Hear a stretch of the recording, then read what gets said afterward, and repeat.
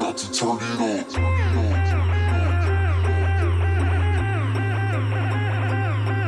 Turn it. We about to turn it on. Turn it.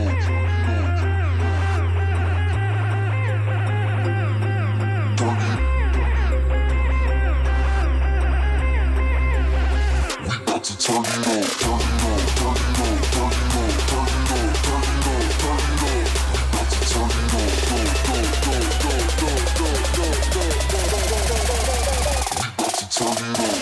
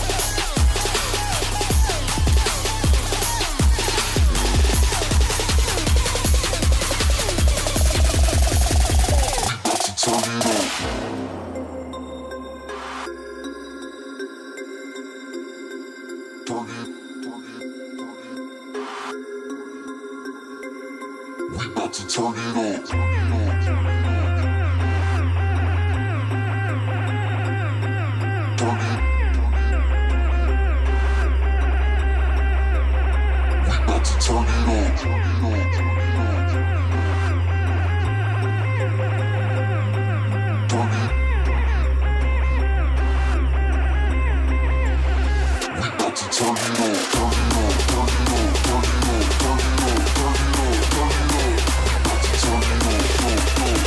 Turn it on. We about to turn it on.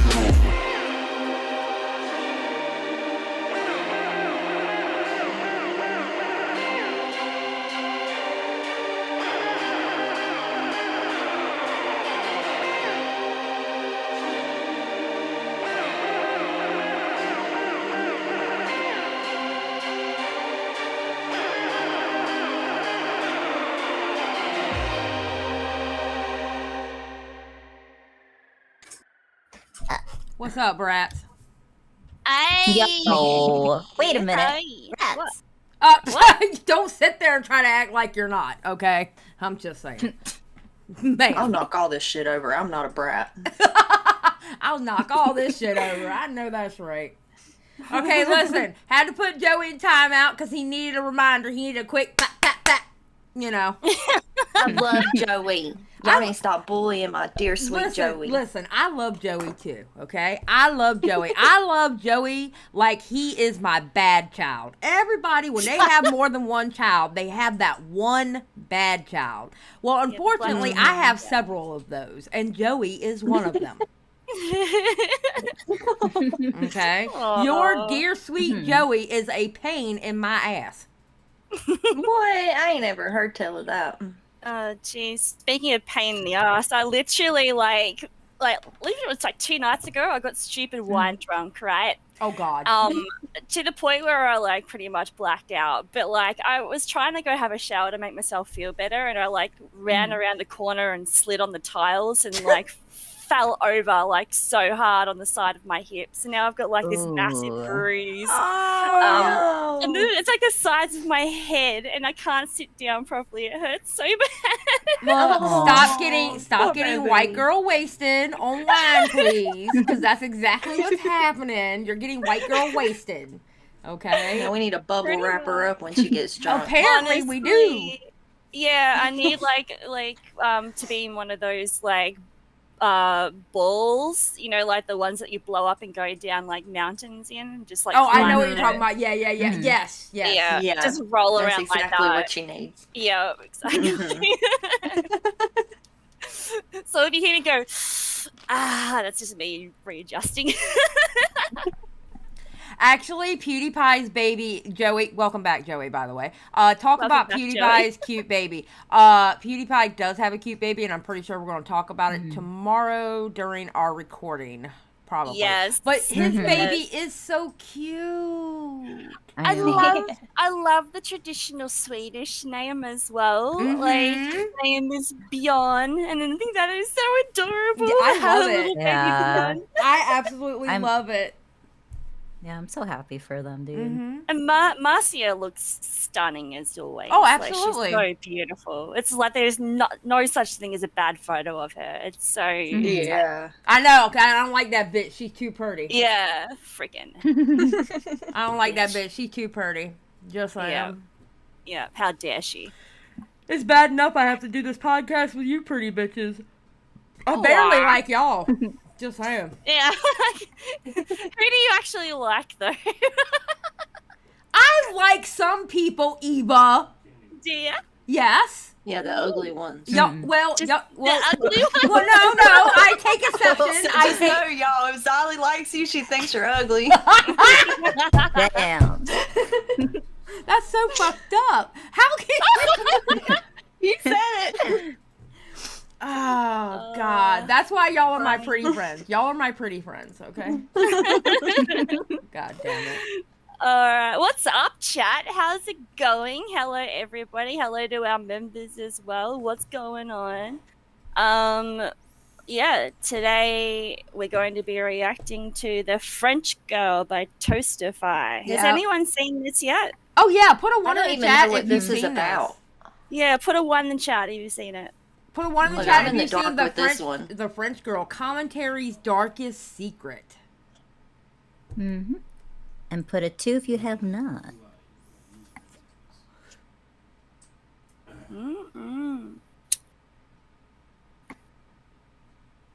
God, I want to smoke a cigarette just hearing that.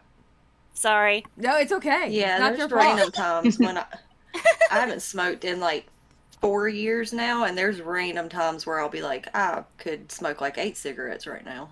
Yeah, honestly, I quit for like 10 years, and then I gave up smoking weed, and I'm like, all right, I need to go back to cigarettes. Yeah, I'd probably do the same thing if I stopped smoking weed. I'd probably just go back to cigarettes. Yeah. Have something in my hands. I need something, exactly. All right, it looks like it's about half and half, and people throwing numbers. By the way, if you threw anything but a 1 and a 2, Bunny, I'm gonna ignore you. Thank you very much. Yeah, don't y'all do that. All right, so this. Hold on, let me pull my chat back up. For some reason, Stream Elements is not showing my chat, so I have to pop out the chat from the YouTube. Oh. This is called The French Girl Commentary's Darkest Secret. Apparently, what's weird about this video is this video has been passed on to person until Toastify finally did it. And, and it took a while to write. Like, parts of it was written back when Keemstar, you know, back in that time. And then the more they found out, the more they wrote. Yeah, this is like years in the making, and it has passed hands till Toastify finally did the video, from what I'm hearing. I don't even know how people can spend that long on a video, honestly. Like, I just, like, if I had something, I just want to get it out. I'd be sick of it after a couple of weeks. Like, well, I think it's because I think it's because of the information. They had to wait.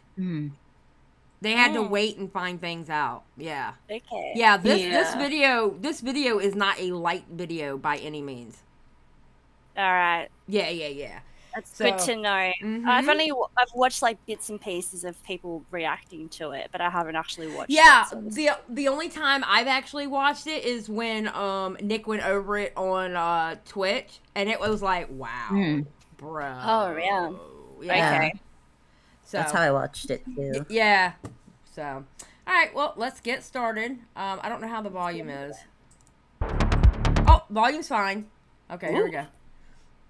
And he does censor a lot of stuff out in this, so there we go. Okay.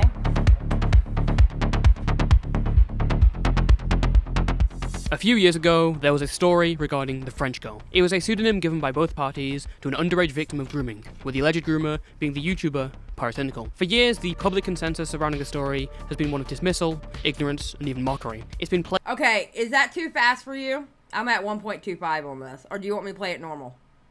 I don't think it's too fast. What do you guys think? Yeah, I think it's fine. Yeah, Alright, I didn't even know you had it. Okay, we'll put that there. All right. plagued with threats of lawsuits and narratives to push an agenda. Because of this, it's been buried under the rug, with the public at large never understanding the real story. In this video, I will attempt to tell that story to the best of my ability, a task that, as we'll soon learn, comes with great risk. This is the story of the French girl, who became commentary's darkest secret. Ooh. Ooh. I love this intro. This intro was is gonna amazing. I was gonna say the editing goes hard in this already. Yes. It's fucking great. Yes. Yeah.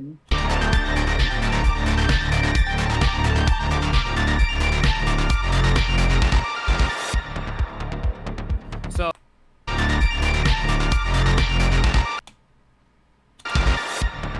And Bernie. can you tell us who you are? The French girl.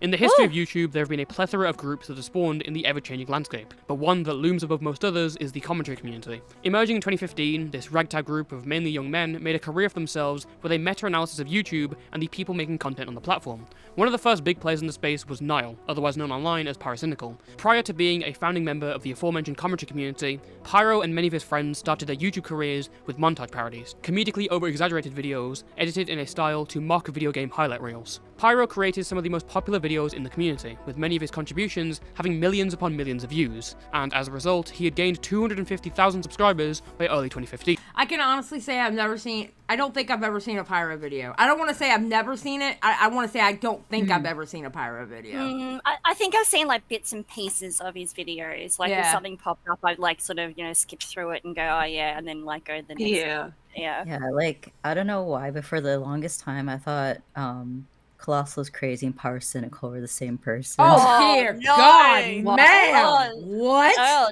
damn. Yeah. I don't watch First, them. ma'am, by voice alone, that is a sin what you're saying. Let me tell you something about Yeah, Colossus Leon Crazy, has the most okay? soothing voice. Woo. His voice is so soothing to me. I mean, They're if we just want to both use the British word to me. soothing, we can, because I do love me a Colossal is Crazy voice. I'm trying to trap him into saying my name. That's all I need.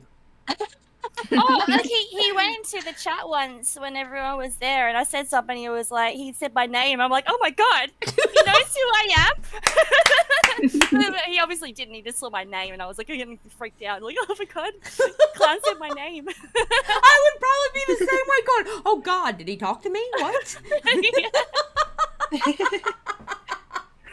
Oh, yeah, it God. was in the poker server. It was in the poker server. I'm an Joey, old that's hussy. right. I can't help it. Leave me alone. All right, let's go. Yeah.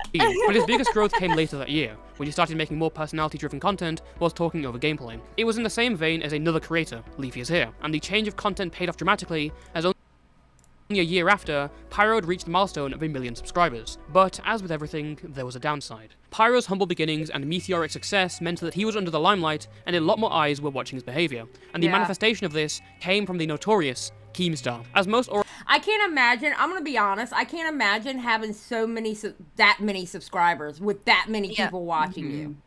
Yeah, that's insane. Listen, I just want to get to 10K, y'all. I'll stop at 10K. I just want to get to 10K, all right? I don't care. Just get me to 10K. I'll be happy. Shit. Yeah. You already know, Daniel Keem is the host of Drama Alert, a channel that specializes in discussing internet-related news and gossip. Much like Pyro, Keem saw the growing audience for more opinionated and drama-centric content and capitalized on the market. As the show gained traction, Drama Alert posed a serious threat to Keemstar's peers, and being targeted by him could single-handedly destroy your career. That being said, despite the internet's wariness over his power and responsibility, there was a sense of unity amongst the figureheads of the commentary community, who were often able to have fun with each other, all being on supposedly good terms. Leafy, when you did your face reveal, you literally have a Vietnam flashback face. No. However, these times wouldn't last, as Keem began to hear rumours involving Pyro behind the scenes. And unknown to anyone else, this would be the beginning of an incident which would turn the community on its head. Oh. Pyrocynical had become a massive YouTuber in the commentary community, but one group that was particularly bitter about his success was his former friends from Montide parodies. Due to that and other reasons, 3 individuals known as Xylie CSGO, Snipers, and Vagabonds created a Skype group with the sole purpose of exposing Pyrocynical. This group had a lot of misinformation and inconsistent theories, but above all, they believed that Pyrocynical was dating a minor. And they were right. Pyro had recently gotten in contact with and began dating a French Twitter artist named Lou. Pyro was 18, 2 months away from turning 19. And as for Lou, Pyro states she was 15, but she testifies that she was 14 years old. Oof. Ooh. Oof. As evident from Pyro's own admission in an old Reddit post, this was a relationship where the two of them dated. It did not get sexual, but as seen from their DMs, Pyro admits that he was completely willing to wait for her to turn 16 so they could have sexual interactions. 16, for those of you unaware, is the age of consent in the UK, where Pyro lives. The two dated for approximately 2 weeks until the relationship was interrupted by the prodding of the Skype group members, and they broke up. Soon after, one of Lou's friends logged into her accounts, recorded the DMs of the breakup, and sent it over to the Skype group, who then contacted Keemstar. On March 22nd, 2016, Keem first messaged Pyro about the allegations. It actually wouldn't go public, however, for a few weeks. At the time, Keem was on good terms with Pyro, so when Pyro told him that it wasn't true, he didn't run the story. I hit up Pyro in the DMs, I'm like, is this true? He says it's not true. He gives me some stuff, alright, and I don't run the story. This all changed on April 9th, when Pyro uploaded the video criticizing Keem's channel, titled The Keemstar and Tobuscus Rant. In this video, Pyro makes some light criticism of the way Keemstar had handled the Toby Turner allegations, stating that he was worried about allegations being taken at face value, because of how easily audiences could be swayed. So recently is some... Oh my god, so then that pissed off Keemstar, and then Keemstar went and did what he did. Is what I'm guessing. I'm guessing. Oh my god. It doesn't you may take know, much to piss off Keemstar. It really doesn't. It really doesn't. Keemstar has uploaded a video onto his channel talking about a rape allegation with Tobuscus. Keemstar has every right to show it on the Drama Alert show. There's no kind of law he's breaking or any kind of breach of privacy. It's totally within his right for him to be able to make this video. And he himself in the video does remain extremely neutral. He never gives any kind of leaning towards maybe he did these things or maybe he didn't. You know, respect to him for actually maintaining neutral for the entire video. But honestly, in my opinion, what I think Keem should have done in that video is gave some kind of disclaimer that these are allegations and you shouldn't be going and flaming on Toby's channel. This upload made Keemstar furious for a number of reasons. As publicly disclosed, Keem's defense for this was that he did in fact clarify they were allegations. Because of this, he disregarded Pyro's video and instead took it as a personal attack with an ulterior motive. Oh. That dude is a fake piece of shit. And Keemstar gets heated, and Keemstar goes for you. The story of Daniel Keem, everybody. Rynnie, you're a fake piece of shit. And if you fucking swing at me, I'm gonna swing much harder back. Come at me, I'm gonna fucking smack you. And considering how close this video was in proximity to God Keem's damn DM it. to Pyro about the French girl, Keem assumed that this was Pyro trying to be ahead of the allegations before they dropped. So he published his suspicions early, infamously threatening to release his files on top of files. Oh, and Pyro, do you remember those YouTubers yeah. that you used to be friends with before you blew up and like fucked them off? You know how they've been contacting me saying that you've been dating some like 14-year-old French girl and shit? Just please swing at me. If you're gonna swing at me, dude. Let me know because I got a fucking files on top of files to swing back at. Now, immediately, the first thing that comes to mind... and one Files of- on top of files. Files on top Damn. of files. I remember this happening, and that actually became a massive meme, didn't it? Like just that Yeah. line there. I Yeah. think I remember that, yeah. Mm-hmm. Hell yeah. That's like me with my I got shooters everywhere. Bang, bang. Dang, dang. Oh, man. Pyro's main defenses in his video, My Experience with Keemstar, was that Keem was glaringly inconsistent in the French girl's age. Now, if any of you didn't notice that, he just deliberately lowered the age. Now, originally, this alleged girl was 15, and now Keemstar has lowered the age to 14, probably to make it sound even more impacting and incriminating. And guess what? Later on stream, he lowered the age again to say the girl was now 13, and on top of that, basically insinuating that I was a paedophile. So this man has lied about the age of this girl on 2 separate occasions, and knowing Keemstar, this girl will probably be an embryo by next week. So surely his inconsistencies would mean she was fake, right? Well, that would be a reasonable conclusion if Pyro didn't admit that all the conversations had actually occurred. 2 days after Pyro's video, Keem would tweet out a DM where Pyro is discussing a relationship and saying he was fine waiting for the French girl to reach the age of consent. Pyro then posted a response on Reddit where he confirms the conversation was real, even noting that he'd contacted the French girl to ask if she'd leak the screenshot, and provided additional screenshots of their conversations. Now in this post, Pyro admits he thought she was 15, but in a 2020 interview, Lou came back to the public to say that she was actually 14 when it all happened. Lou's testimony of her age can also be backed up by vagabonds, who said the same all the way back in 2016. Again, you can decide for yourself on who's lying and who's telling the truth, but I tend to lean towards Lou's story, because if you look at Pyro's Reddit post, he exhibits the behavior of a liar. Okay, can I say this? Is there really a difference between 14 and 15?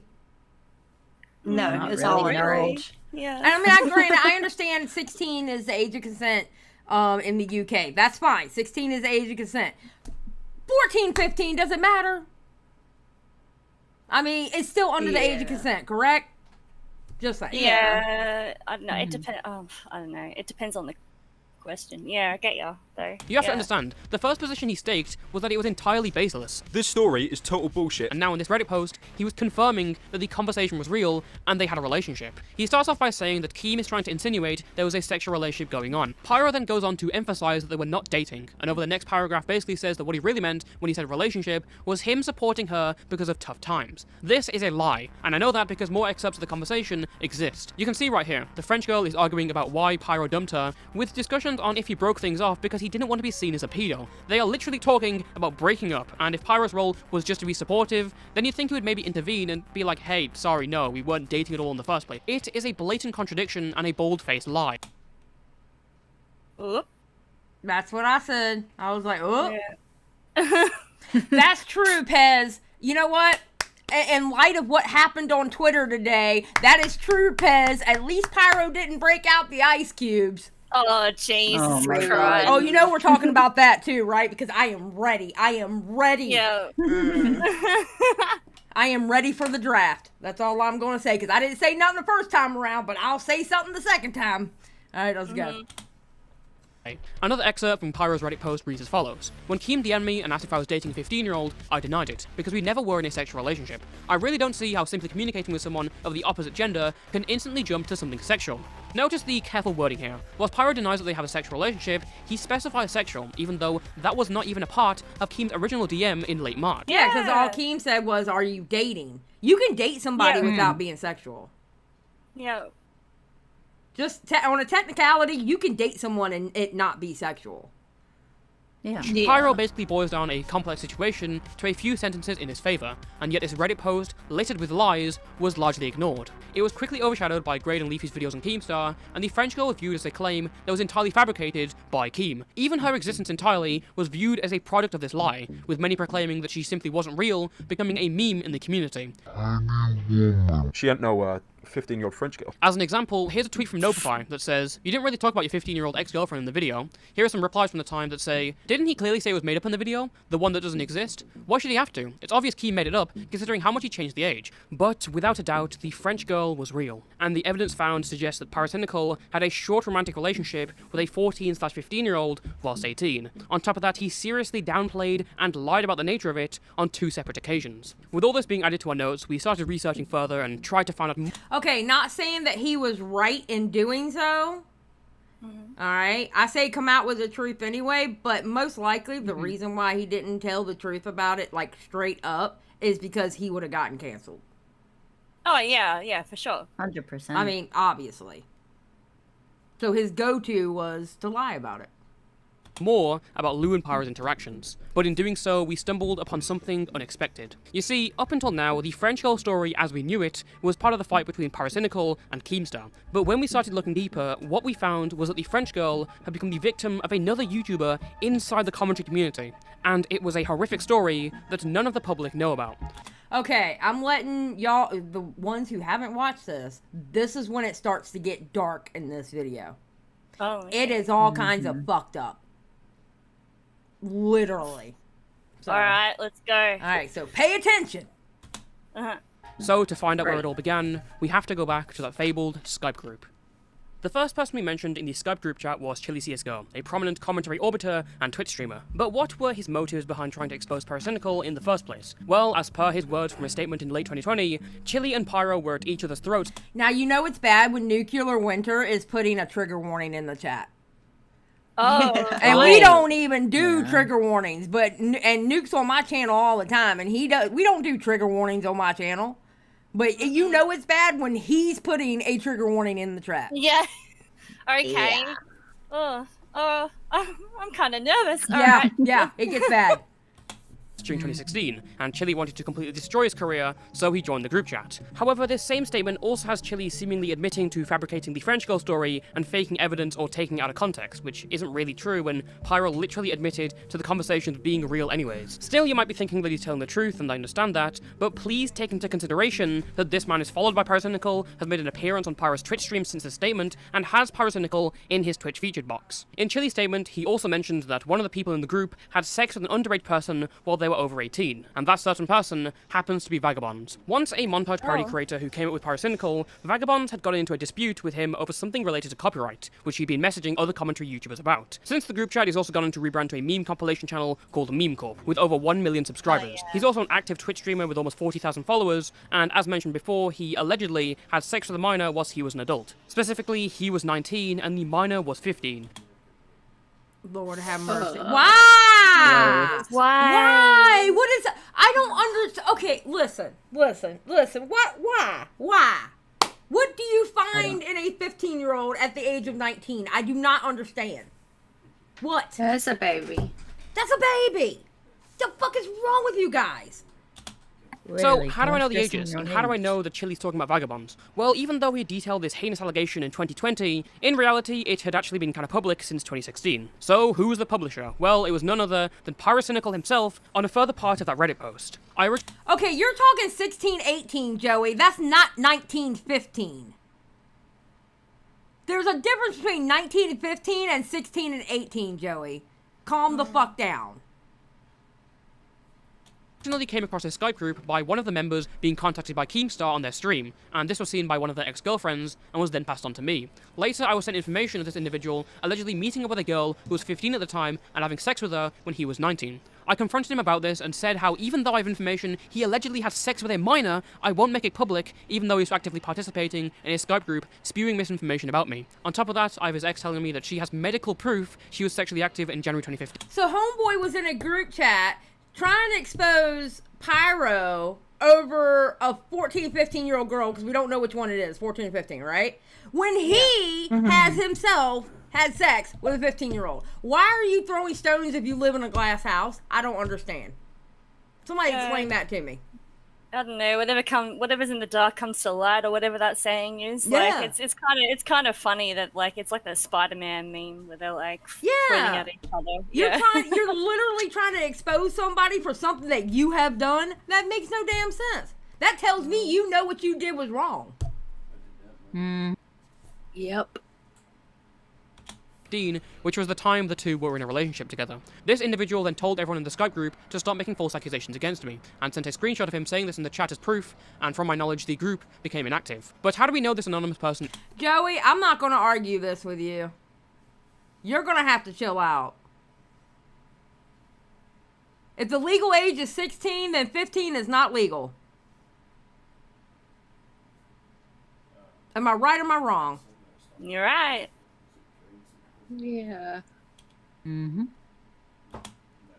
is vagabonds. Well, with the medical records in Pyro's Reddit post lost to time, some individuals became curious as to how substantiated these allegations were. So we got into contact with a source, and we were directed to Vagabond's girlfriend at the time. She turned out to still be very active on Twitter, and upon reaching out, the now adult immediately confirmed that she was in a sexual relationship with the then 19-year-old Vagabonds when she was 15. She agreed to speak more with us, only requesting to remain anonymous. On top of this, I want to make it clear the following are her claims, not my own, and Vagabond did not respond to our request for comment. In our chat, Vagabond's ex confirmed that she had, in fact, spoken to Pyro during the controversy and sent him an abundance of screenshots to corroborate her claims. That includes more of the conversation that Nowlad referenced in his video about Keemstar 5 years ago. But in case you don't believe me, I have a DM conversation between one of the individual's ex-girlfriends who's shown that he actually has no idea what he's talking about and he's literally just making stuff up to spite me. When looking closer, these conversations took place on April 10th, 2016. A lot of people know about this. Pyro did the same thing I did with you, except she was 14. I called him out on it, but those guys have shotgun ammo on me right back. Apparently they never actually met though, so you sure that information is reliable? Because you could be ruining him in a lie. I don't actually know, but yeah, I don't want to get involved with that anymore. While she was unable to provide us with the medical records referenced all those years back, she did claim that on a computer were multiple pictures of her and Vagabonds lying in bed together nude while she was underage. To be clear, I'm not making any direct accusations against Vagabonds, just merely sharing what was told to me, accompanied by screenshots. Either way, what we do know is that a big YouTuber allegedly had sex with a 15-year-old, and Pyrocynical had supposed medical proof of it, yet chose to keep them anonymous. Well, there's one last person in the group chat, and that was Snipers, another YouTuber who Pyro come up with making videos, even crediting and referencing him in his old montage parodies.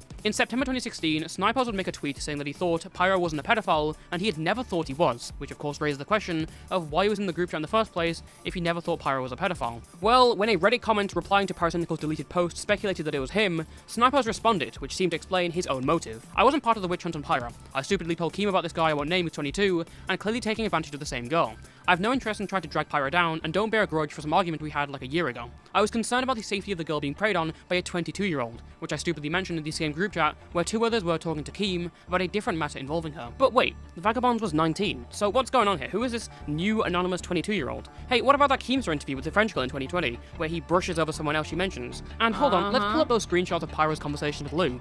Who's this person in the DMs who Pyro's referring to? Who is Mick? Whoa. Yes, Lord, here we go. Oh my God. This is bad.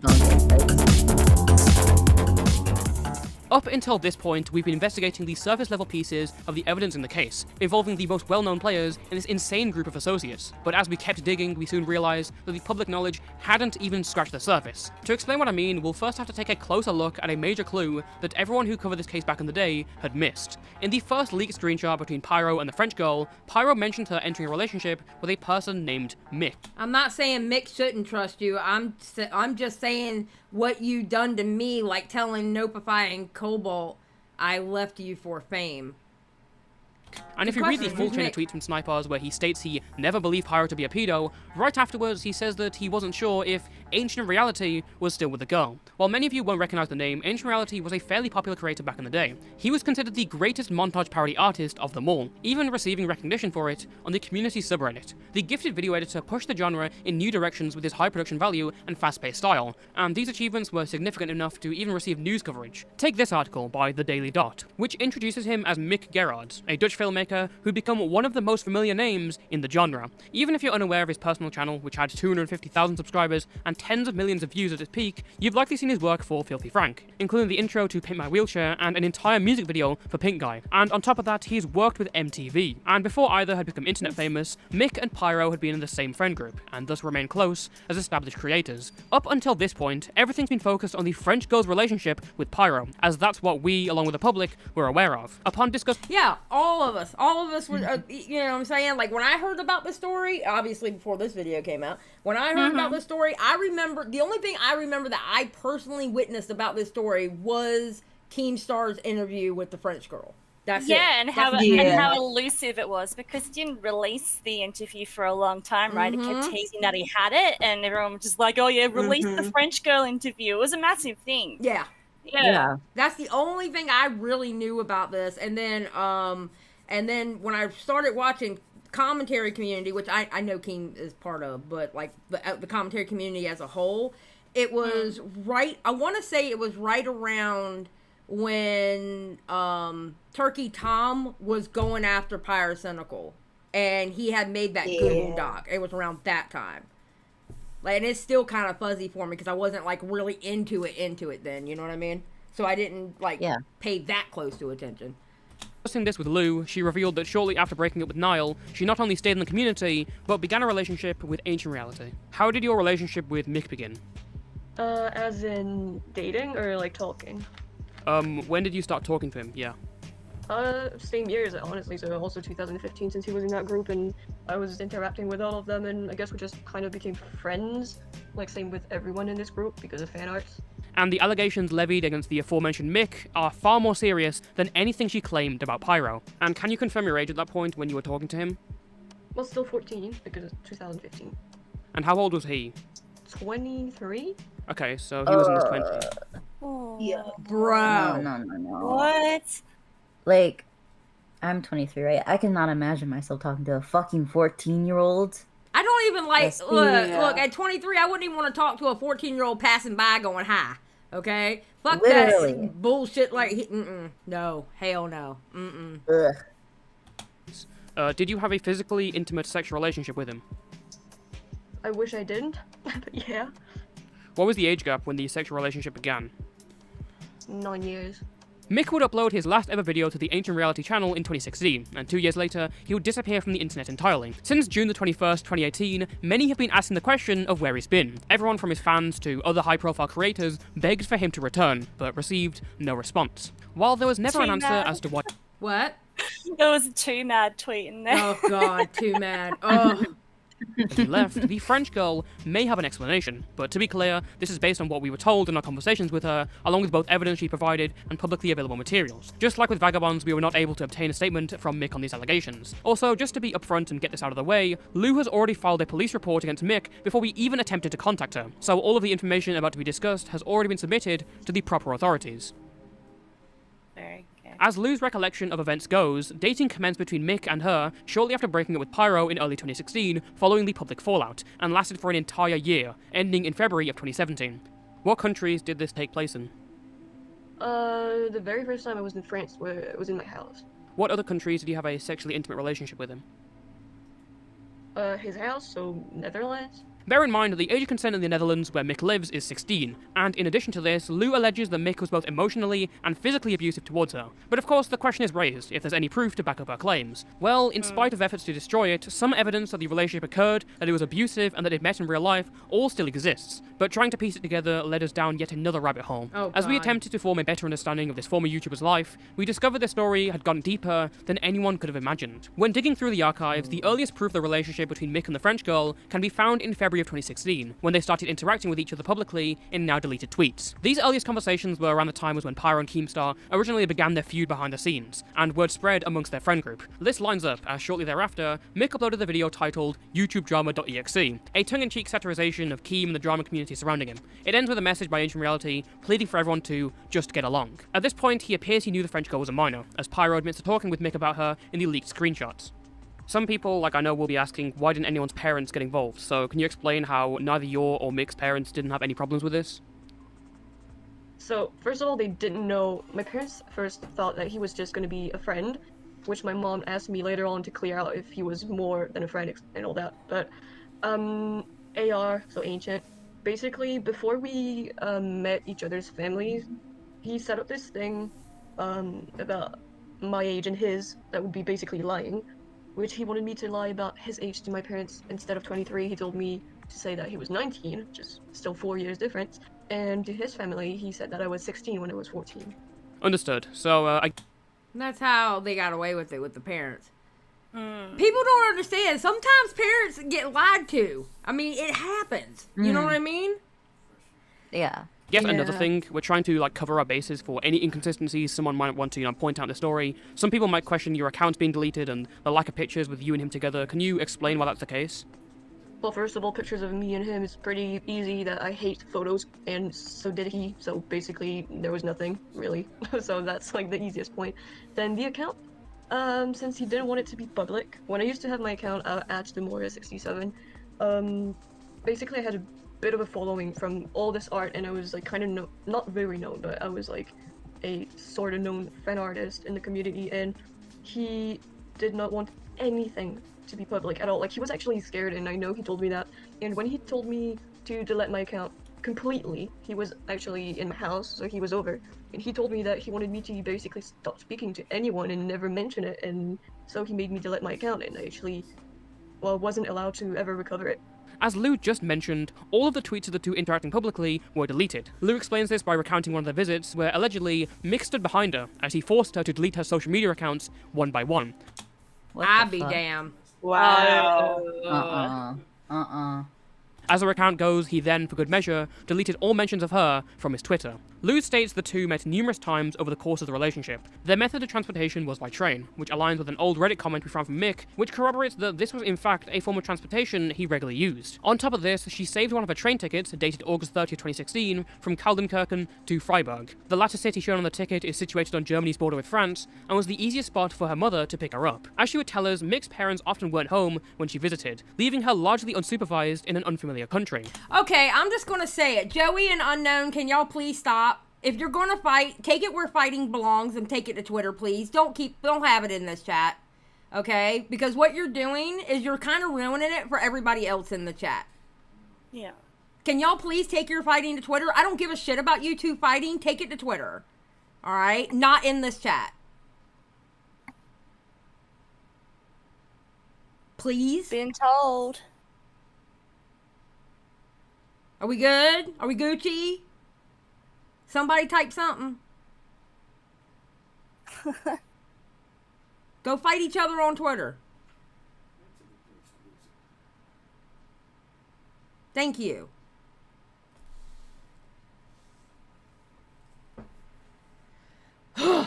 Okay, as continued, because this guy, Mick, is a sick fuck.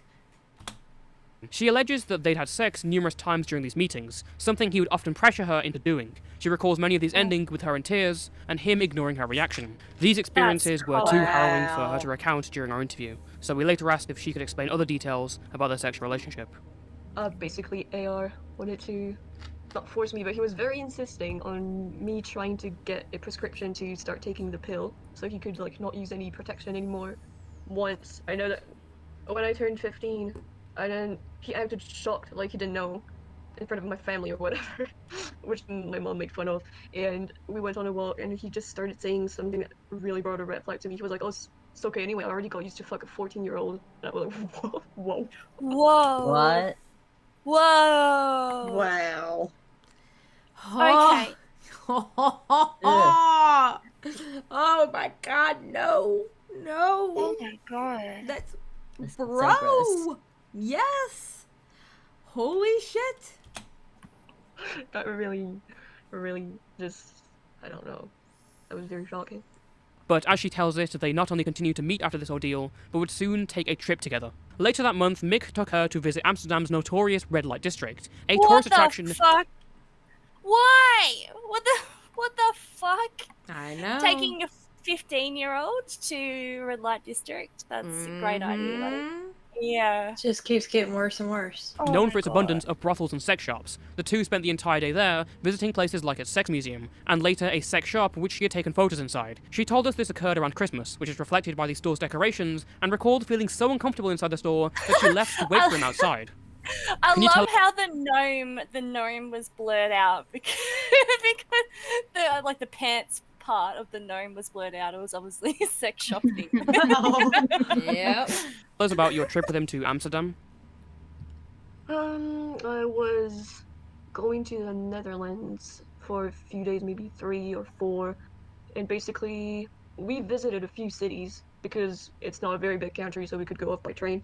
And so after visiting 2 or 3 cities for some days, the last stop was Amsterdam. Well, when you go out of the train station, it's just like a big street, and obviously since I like traveling, and even though I was underage, well, for me the traveling part is not that bad, but he brought me to this it's like sex museum or whatever. Oh, And yeah. after this thing, whatever it was, I wasn't really looking, I was just following him or whatever, just looking at everyone. It was a bit confusing. I don't think I really realized where I was. And later on we went to, I guess what you would say, the main part of Amsterdam. I was only really there because, well, I personally liked how it looked and all these things, but he brought me to the red light district thing. where all these, well, women are, you know, behind the glasses and etc. And he's also brought me to a sex shop that was near a McDonald's or something, but we didn't buy anything, of course, and the owner looked at me really weirdly. I think she suspected that I really wasn't, like, mature enough to be in there.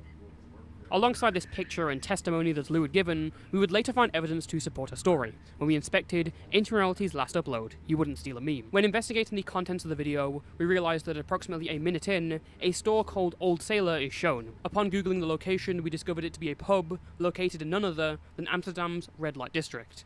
Oh, Damn. Yeah. hold on yourself.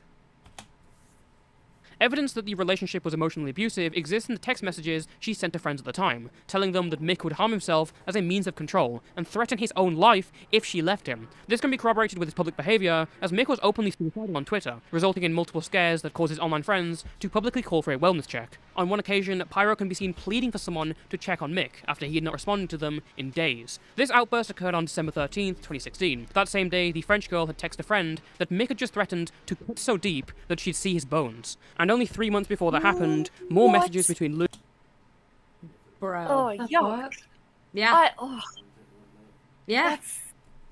That's gross as fuck. That's ugh. fucking troubled mind, that is. Yes. Like, that- fuck. I'm so uncomfortable, dude. Lou and her friend give an insight into truly how abusive this relationship was. I had a friend over and I ignored for a sec Mick. Then he went crazy over it, insulting me, and then he just said, you know what, fuck you, I'm going to end my life tonight, goodbye. Since then, he hasn't answered, and I had to message his mom about all of this, which I know Mick is going to hate me for. She said she will go upstairs, but I don't know what will happen or what's going on right now. I've legit cut so deep on my arm without even thinking, and I've just been crying. Don't harm yourself, please just calm down. Just pray. I don't pray, and think that he's okay. He isn't. I know he isn't. You know, I'm confused too when Mick says I make him happy, but then he's self-harmed sometimes. But I know he loves me and he regrets it. He was already mad because he missed his train, but yeah, he became violent. Now if he quits, it'll be my fault. I know he won't quit too deep, because he tried once and couldn't bear the pain, unless he fights the pain and does it. He still has a scar from months ago. He says he regrets it and never wanted to scar that again. I hope he just calms down. As mentioned in the beginning of the conversation, That guy was so manipulative. Holy fuck, dude. That is. Right. That's so And making fucking gross. a child have to deal with this shit. Mm-hmm. Exactly. I'm getting mad, dude. following this specific threat, Lou had contacted Mick's mother, and the DMs can be seen here. And for those wondering, the conversation is in English because Lou didn't speak Dutch fluently and Mick's mother didn't speak French fluently. Lou initiated the conversation by saying, "Hello, it's me. Is Mick doing okay? I didn't get any news since yesterday night and I'm really worried." Mick's mother responded that she didn't notice anything strange about his behaviour. She notes that he'd had his birthday party that Saturday, so he wasn't early out of bed that Sunday. She then notes he was quiet before going to work, but didn't think much of it. Lou then explains that she was asking because they'd had a fight prior, and he stopped responding. At a later date, the two corresponded again, stating, "Hello, excuse me, could you go check on Mick? We had a fight and I just don't want anything bad to happen. I know he probably doesn't want me to say it, but please go check on him. He's literally told me he would end his life tonight. I'm so sorry for telling this, but I have to, because I really don't want anyone to lose him. No one does. I don't know what to do, I'm so sorry. I'm going upstairs.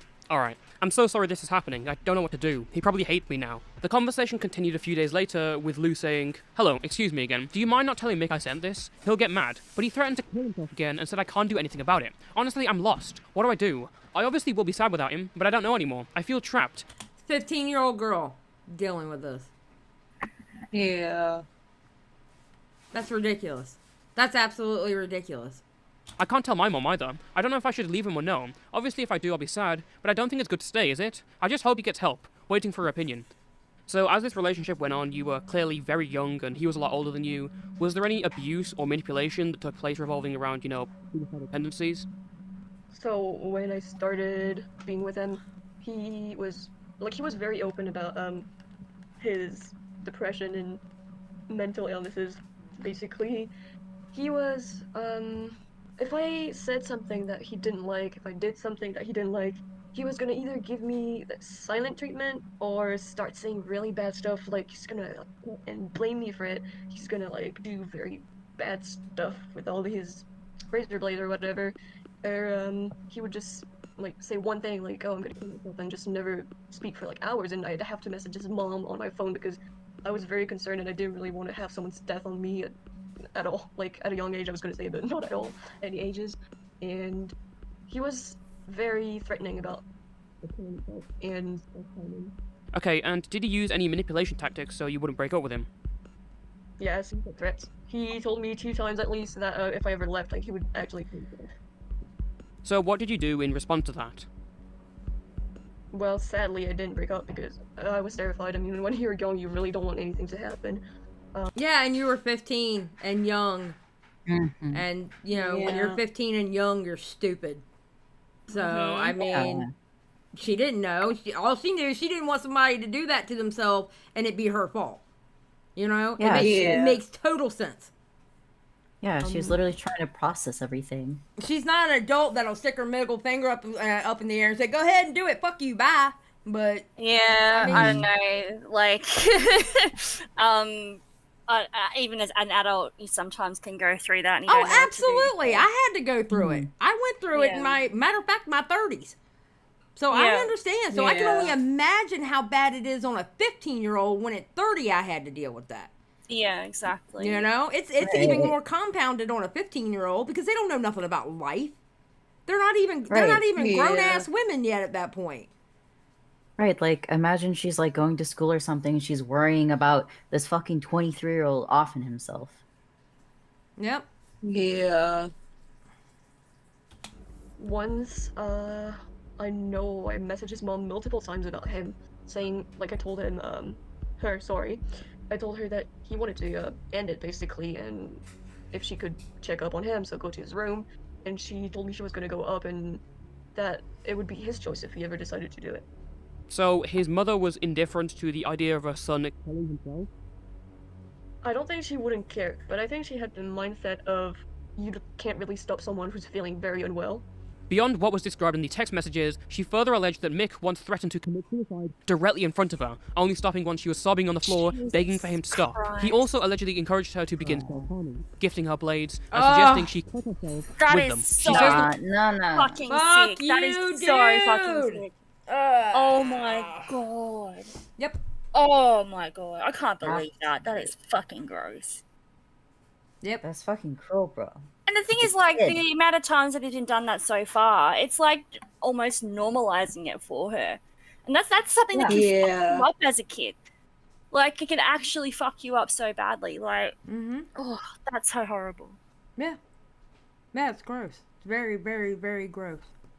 There were multiple arguments that became so emotional that it did lead her to self-harm. She even provided us with conversations with friends from that time containing images of the wounds. We will not be showing them here for obvious reasons. Stepping back a little bit, did he introduce you to self-harm?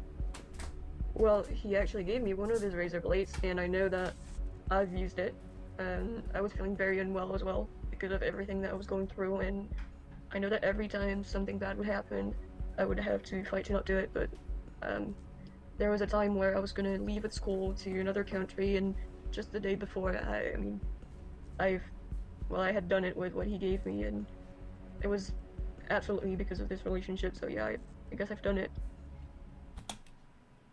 Bro. Wow. That's so bad. That's so bad. It's horrible. God damn it. As Lou made clear to us, Mick was thorough in covering his tracks. One part of this was his refusal to take photos with her during their visit, making it difficult for her to prove definitively if and when they were together. She was able to send us a photo of her in his bedroom, though to be fair this proved inconclusive as there were no identifying features in the background. More damning though are the photos alleged to be of him in her bed. One of them in particular shows multiple identifying details in the background, namely a window and 3 shelves next to it. We asked her for photos of her room to compare to make sure everything lined up, and sure enough the shelves, window and distance between them were exactly the same. Even with that though, because the man's face is obscured, for the sake of objectivity, we can't 100% confirm it was him. The last message she sent to Ancient Reality's mother was dated February the 14th, 2017. On the same day, she wrote to another friend that she was giving Mick a second chance, but if anything happened, it was goodbye. Just over a week later, Mick would once again visit the French girl in her hometown. This date can be corroborated by a photo he allegedly took of her during the visit. As she tells it, this would be their last meeting, as it ended in a breakup. So, after multiple attempts of manipulation, what was the last straw that kind of broke your relationship with you and Mick? I think there wasn't anything he did that was like the very last thing. I think it was myself. I just realized everything that happened was wrong. I was talking with friends. It hit her like a ton of bricks, like it normally does. Like, you'll go through it, you'll kind of know it's wrong, and then all of a sudden, boom, it hits you like a ton of bricks, and you're like, what the fuck am I doing? And that's what happened to her. She had that moment. And on how I mentioned, and I realized how unhappy I was, how unhealthy everything was. And I once told him, I'm gonna break up, right? And he was feeling very sad, but for once he didn't threaten me. He was very, very, well, somewhat sad or whatever. I know that I was in at like lunch table, and I was thinking, I might give him a second chance, but in my mind I was like, why would I do this, right? Like, why would I ever give him a second chance? And I know I told him, you've got a second chance, but a few days later I actually just completely left because I realized how fucked up it was that he got me even thinking about giving him one, like, second one. Meanwhile, despite never uploading again, What, Eva? That's I that said, manipulation kicking in. Exactly. Yeah. Mick remained active on Twitter for the next 2 years, before disappearing in June of 2018. He was never seen by her or the public ever again, with no activity recorded on any of his Ancient Reality accounts. Lu's claims painted a vivid and disgusting portrait of an abusive, horrific freak who was ingrained in the online community. Still, there were plenty of other people to question about their knowledge of these allegations at the time. As the years went on, the montage parody community fell into obscurity, eventually becoming nothing more than a footnote of internet history. While some adapted their content to survive in the current online landscape, such as Pyrocynical, others, including Ancient Reality, along with the mystery surrounding him, were forgotten to time. Immediately upon digging into the case, new questions began to linger. Namely, why did Mick leave the internet when he did? His last tweet was a year after when Lu said they broke up, so that's clearly not what caused it. Also, how close had Mick been to his former YouTube friends, and did they know about what he had done? We attempted to answer these questions by reaching out to a number of his former associates in early January, and most either didn't respond or made it clear they wanted nothing to do with us. We did hear back from a few who wanted to either remain anonymous or speak off the record, and they had quite a few stories to share. From these chats, it's clear that Ancient Reality was viewed as talented, but fairly strange. Multiple pointed specifically to an incident in 2015 where he pleasured himself onto a minion toy and uploaded it for the world to see. What the fuck? What? Why?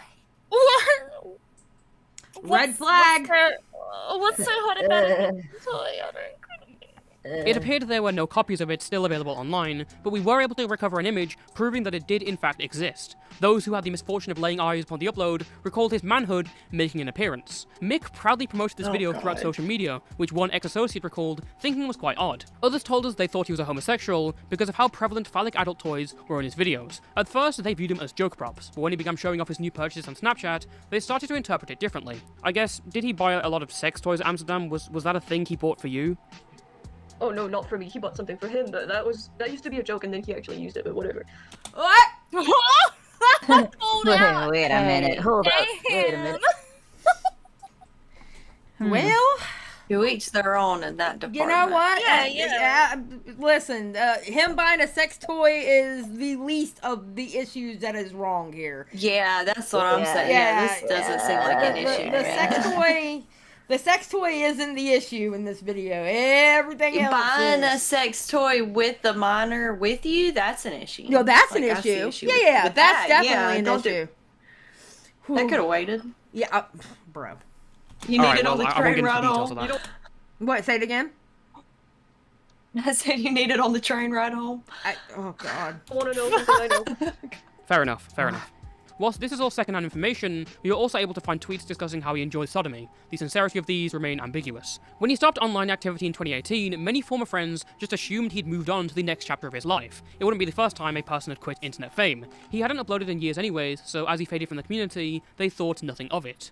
There is one extremely popular creator that we talked to that had a more in-depth and long-standing friendship with Ancient Reality. Henceforth, we will refer to him as Anonymous. He explained that, in regards to Mick, they were definitely more friendly than some acquaintances, but didn't have many personal interactions and rarely talked at length. He did remember the French girl and noticed that sometime in 2016, she seemingly vanished from their group. In early 2017, she finally reappeared to tell Anonymous that she and Mick had been in a relationship. He recalled Lu wanted to break things off, but she feared Mick would kill himself, and then discovered how much of an age gap there was between the two. A few months later, Anonymous confronted Ancient Reality about the relationship, to which he recalled Mick stating that she was a liar. Furthermore, he claimed that they only had a friendly meeting to somehow cope with his suicidal tendencies. As bizarre as this explanation seemed to us, Anonymous swears that he believed at the time, rationalizing that because the parents were aware of the meeting, nothing inappropriate could have occurred. However, as Lu explained to us, all parents involved were lied to. Despite the claims of serious wrongdoing, Anonymous stayed on good terms with Mick, remaining unaware of the relationship's true nature until recently. Even though Anonymous... you can't get mad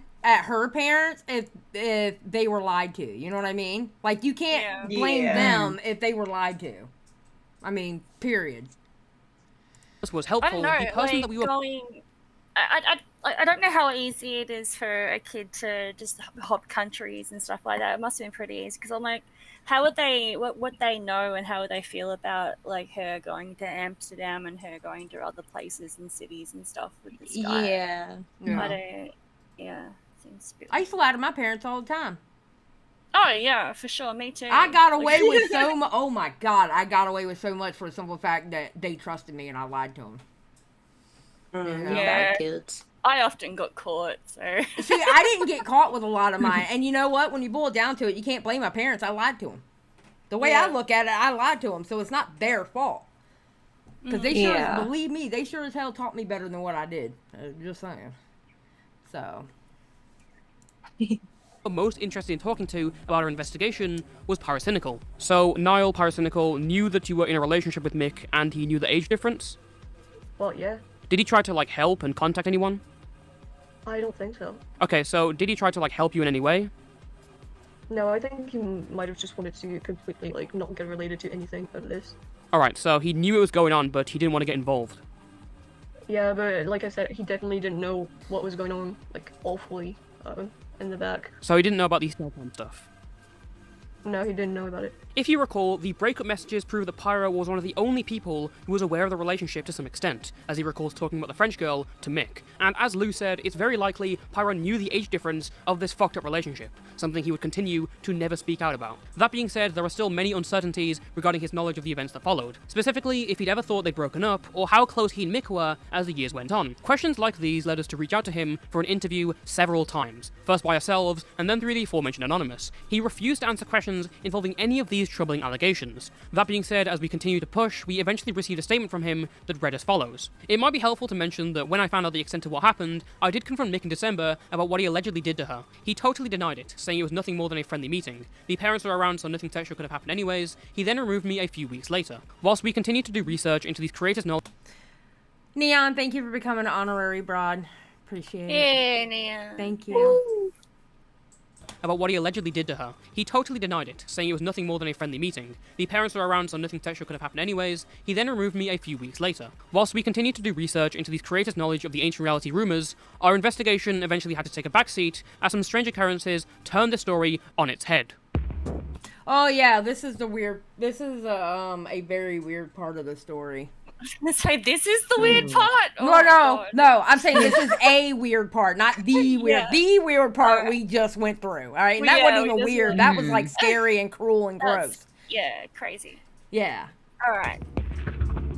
As word began to spread around that Keemstar was looking into the French girl allegations in 2020, along with us reaching out to Ancient Reality's former associates, it appeared that this investigation was progressing in a typical fashion. That was until evidence began to disappear. Conveniently, only a few days after Keem began hinting at a French girl interview, Ancient Reality would break 3 years of inactivity on his YouTube account to remove over 1 million views worth of videos on his channel. He also deleted a tweet showing off his tattoo that same day. On January the 14th, 2021, all of these social media accounts associated with Ancient Reality were deleted. Only the YouTube channel remained. This included his Twitter, Twitch, SoundCloud, Facebook fan page, and even Reddit profile, which indicated the comments had been manually removed. Interestingly enough, he also privated a video criticizing Drama Alert from half a decade ago. Years of inactivity was interrupted just as people started to talk about the French girl story again, even though not a single person in the public had brought up his name in their discussions. Lucky for us, almost all of the evidence he had attempted to delete, we had already archived, including his entire catalogue of videos.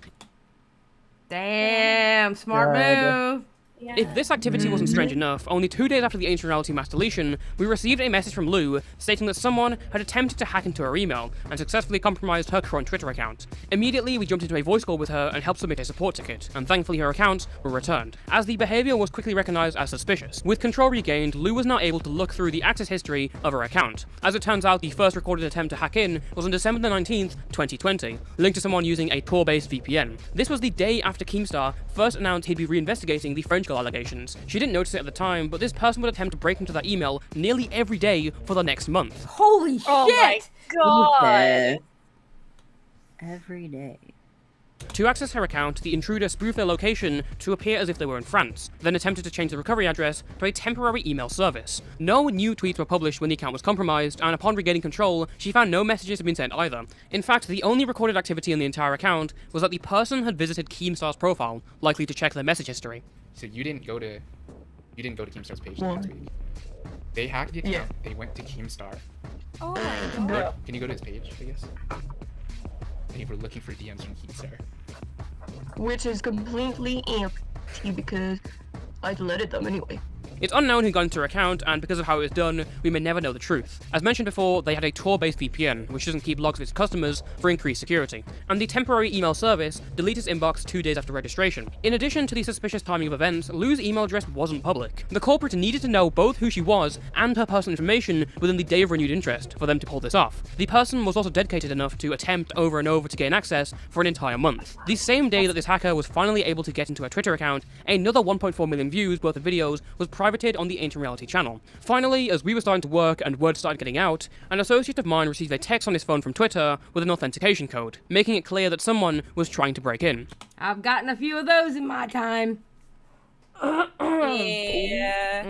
That means somebody's trying to get your Twitter account. Yep. When checking his account to see if he could glean any information about this attempted hacking, in the logs he could see that it had been carried out by someone identified as being from the Netherlands, which coincidentally is also where Ancient Reality is located. Well, we forgot to put the VPN on there for that one, didn't we? Yeah. We have kept track of all suspicious activity to provide to the proper authorities.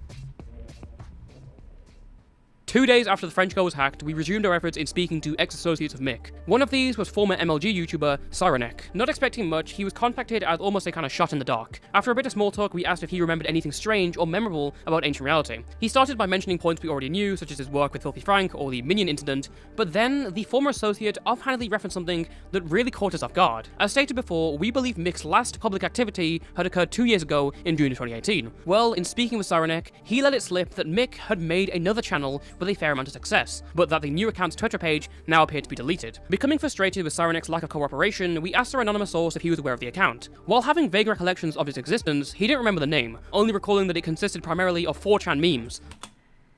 Really, Nicholas Diorio? L women? Really? You want to come in here and say L women, sir? Ooh, you little shit. Anyway. Yeah, of course, Matt Just Pitt. Pepper. Yeah, of course, Matt Pitt, but that's because I'm gonna keep my mouth shut. All right, anyway. You're stealing someone else's shit again, are you? Mm-hmm. Yeah, Matt. I'm not even listening. I got the stream muted, but L women. Okay, well, that's fine. Keep it muted. Well, fuck That's you fine, L man. too. Matt. There you go. You can read it instead of hear it. All right, let's go.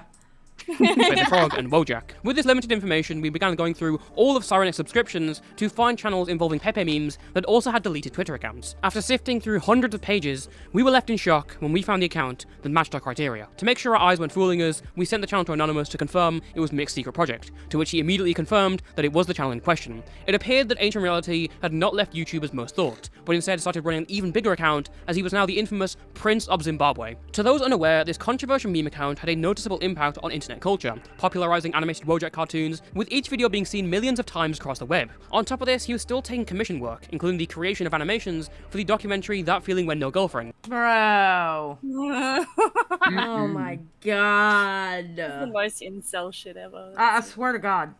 A film about incel culture. Still wanting to confirm without a doubt that Mick and the Prince of Zimbabwe were the same person, we began searching for anything related to the deleted Twitter account. We quickly stumbled upon an archive link dated February 14th, 2019, showing the Prince of Zimbabwe tweeting out an image of their computer setup. Sifting through old Ancient Reality videos, we found a scene showcasing Mick in his room. We began to compare both workstations, and from a first glance they do look similar, as they share details like the table and window in the back, but that's hardly enough to conclude it's the same location. We next noticed that Mick uses a League of Legends SteelSeries black logo mouse, and guess what? The same mouse appears in Prince of Zimbabwe's photo. Whilst the trio of monitors we can see in Zimbabwe's photo shows that the 3 lower screens match up with Mick's, the 4th was no longer there. Well, with some brightening in Photoshop, we can more clearly make out in the Prince of Zimbabwe's photo that there's a stand for where the 4th monitor went. So, with that settled, what has Mick been up to under this new persona? Jesus Well, we've Christ. constructed Wait, I gotta a pretty pause clear it. timeline of events. Okay, what now?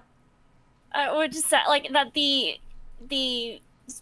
like lengths they went to try and like prove stuff and double check stuff. It's like insane. Yeah.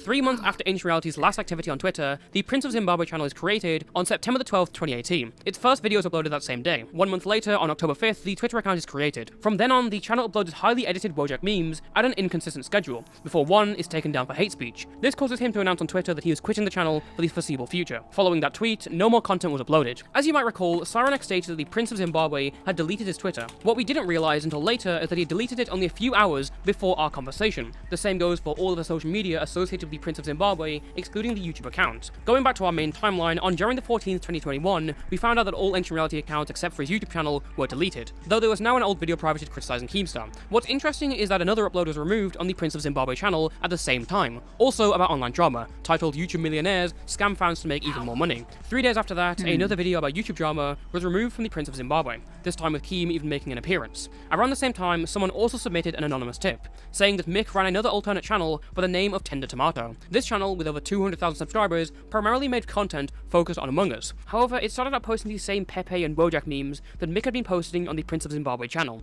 Whilst it might seem confusing at first as to why Mick would even migrate to another account just to post the same things, you've got to remember that Prince of Zimbabwe was so influential and impactful on the YouTube scene that it started being listed in reports of alt-right YouTube channels. So it makes sense why Mick would move if this was him, just a way to kind of get rid of that stigma, and possibly you thought it was causing his community guideline strikes. Oh god. There's so much. Oh! The Tomato also posted its last video in December 2020. Around the same time, Keemstar was investigating the French girl situation. And whilst the Pepe profile picture, the editing style, and the level of production all aligned with that of Mick's other projects, this can ultimately only be chalked down as speculation. On January 18th, 2021, Mick would private 2 more videos, which was the last activity so far on the Ancient Reality channel. The first was the previously mentioned You Wouldn't Steal a Meme, where we found proof of his visits to Amsterdam's red light district. The second one was titled For Those Who Have an Opinion, which she was put on private. He was running. He was running. He knew he done fucked up. He's running. Oh my god.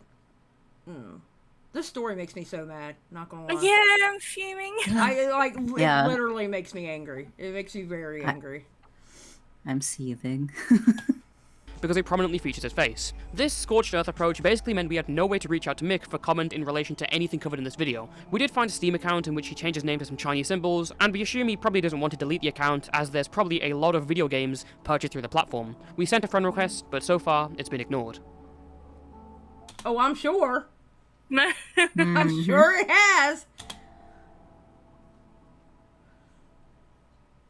After this traumatic experience, how has this affected you? How has, life been after this?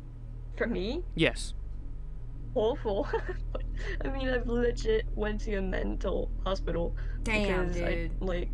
I ended up having severe anxiety disorders. And he fucked her up, man. I had to tell this story about 10 people, or even more, honestly. Let's say 20 people for a few weeks, and I couldn't live for a few years because my anxiety was so bad I could barely breathe every day. So it was very, very bad, and it took me a while to get healthier mentally and physically as well. He fucked her up. No, that feeling. That's fucking sad. Yeah. And she was a baby. Oh, poor Lord have mercy. It's sad to think that the dark side of Ancient Reality could have been aired out so much earlier, because when we talked to the victims, they were incredibly helpful, immediately telling us their stories. Yet it was those who created a lie and made a girl into a punchline who later refused to answer questions on what they knew and when they knew it. However, regardless of any preconceived bias that you had upon sight in this video, I hope it's clear by this point that the abuse suffered by these victims transcend any of the petty internet beefs that underlie them. We started out with Pyro implying the French girl didn't exist, and ended up pulling a thread that led us to unravel the dark underbelly of the commentary community. The evidence provided strongly suggested that Ancient Reality was one of the most disgusting, deplorable, and abusive people this platform has ever housed. There is a special place in hell for that motherfucker. There is a special place in hell for that motherfucker. And the fact he was able to move away from this and still have a positive reputation, get another channel, it's fucking disgusting. And it feels incredibly disappointing to know that members of the commentary community shut our investigation off. As seen from the deleting of videos and the possible attempts to hack, Ancient Reality is still possibly an active and dangerous individual, and it seems like he will go to any lengths to stop the releasing of information about his actions. This means that this video will put me on his radar, and if something does happen to me or this channel, then thank you all for the support. I'm grateful to have had a platform. Isn't that sad that Toastify even has to say that? Knowing what these motherfuckers do, or that motherfucker does? Where I could talk about these kind of things in the first place. Finally, I want to give a huge thanks to Bernie and everyone else who helped in the investigation. I wasn't actually involved until recently, and I've just been telling the story from his perspective for the sake of simplicity, but regardless, his work, the work of everyone else towards the situation has just been unparalleled. Hell yeah. Do you have any final thoughts and advice just based on your experience with the online community? Honestly, just live your life outside of the internet. Just enjoy it. Don't idolize people who you really don't know anything of. True. And be very, very careful, because that could actually affect your life for a few years if something happens. And these people know how to hide, so yeah, just being careful is what you should be. Until next time, stay safe and stay toasty. Yes. Wow. Stuff like this just makes me come to the conclusion every time of let's just get kids off the internet, period. Yeah. No, why I do you agree. need to be on it? 100%. 100%. I don't think they should be able to be anywhere until they're 18. I'm sorry. Especially fucking Discord. Especially Discord. Yeah. I don't think anybody under 18 should be in Discord. None Exactly. whatsoever. For their safety. Nope. Yep. Exactly. Like, Exactly. Just saying. And if you're smart, you'll stay away from a Beavers, you'll stay away from a Joey Westside, and a Matthew fucking Pitt. That's who you'll stay away from too. Just saying. well, you could run from Matt Pitt a lot easier than the others. true. True. Yeah. True. But you definitely need to stay away from a Joey and a Beavers who don't know how to act in a fucking chat. Just saying. Yeah, damn, guys. Come on. So, alright. Well, that was a lot. I told you. Yeah, I feel like I need to take a shower. I told you it was bad. Yeah, I'm gonna have to relax after this, because I could feel myself seething so much. I'm just like, this is so disgusting and so tragic at the same time. No, Beavers, I can't. Okay, listen. If they blame, okay, look. If they completely listen, if she had a good relationship with her parents, and she lied to her parents, why is it the parents' fault if she lied to them? She lied to them. Kids get away with shit all the time because they lie. I know I did. It doesn't mean my parents were shit parents just because I was doing what I was doing at 12, 13, 14, and 15. I was bad as hell. They didn't know that. And my parents weren't shit parents either. Just saying.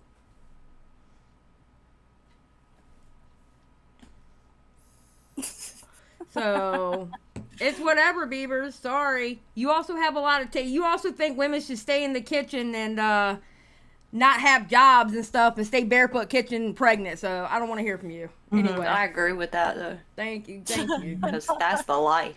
Shit. No, it's not. I can tell you that right. Well, I don't know about the pregnant part, but the staying home part, no, it's not. Oh, yeah, that part. Yeah, we'll leave that out. That one, ugh. So... God anyway, damn. anything else before we get out of here?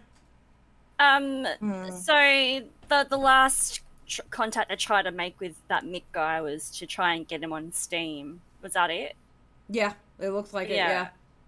So he could be just still parading around somewhere as a different alt. Oh, I'm sure he is still around. Yeah, because I don't people like that just don't get off the internet and leave. Like they're obsessed with it and they stay there and somebody else, Yeah, I mean, it's more than likely he has an alt, since he seems to be watching what they're doing. Yeah. I can't believe how many times he tried to hack into a Twitter account though. Like that's obsessive. It's obsessive. And then the only thing that he went and saw was he went to try and see if Keemstar had messages. Like that's all right. Yeah. And that's true. No, I do get what they're saying about the 15-year-old going to a different country. That part I get. I was just talking about the whole dating thing and him coming over. But you're right. She did go to a different country. I'll concede on that one. There we go. Yeah. Are we happy? I concede on that part. That's true. See, that's what I mean. That's what I was trying to say before. Like being in Australia, we're nowhere near other countries, so it's a big deal to try and go to another country. That's why I was like, I don't know how much of a big deal it is there for someone to just hop on a train. Well, see, I don't know either, because even with oh my God. Like, you hear people all the time from, like people, like, over there in Europe, you hear them all the time going to different countries like it's nothing. Like, okay, I'm gonna take a day trip to this country. You know what I mean? Yeah. So, yeah, get on the train but and go to France or whatever. Yeah, I'll concede on that one, though. I get it. Yeah. So. Wow. It's only a 3 That's to... all crazy. Okay, so Esme said it's only a 3.5 4 hour trip. It's only a 3.5 4-hour trip. See, that's what I'm saying. Like, over there, it's like nothing to go to another country. Where here is something to go to another country. In Australia, because they're in the middle of nowhere in the world, it's a big deal to go somewhere else. Even going different places in the UK is weird for you parents to not check in about. It's sad yes, Baby Blue, 100%. I agree. Beavers, I he wasn't agree with- 18. Yeah, but what they thought he was 18. She had told her, and he's saying that's still not a great idea to let your 15-year-old travel to another country with an 18-year-old, and I agree. Well, I with what they personally- thought was an 18-year-old. Well, I can tell you now, I personally wouldn't let my 15-year-old date 18 anyway. Yeah, exactly. Yeah. Personally. Yeah, that's insane to me. Because when I was 16, I went out with a 19-year-old, and I didn't understand when, like, how my parents were like okay with that. It's okay. Now, like, looking back at it, I'm like, whoa, that was weird. Well, I don't know. I look back at my first marriage when we first started dating. I was 17, he was 20, and before I turned 18, he turned 21. But my parents knew every step. Like, every time I left the house with them, wherever we went, I had to call them. Yeah. And let them know this is where we're at. This is who's here. It was rough. Yeah, So. same. It got stricter as you got older because they were acting up. It really did. Same here. It really did. I had to call them every single fucking move we made until I turned 18. And once I turned 18, I didn't have to do it anymore.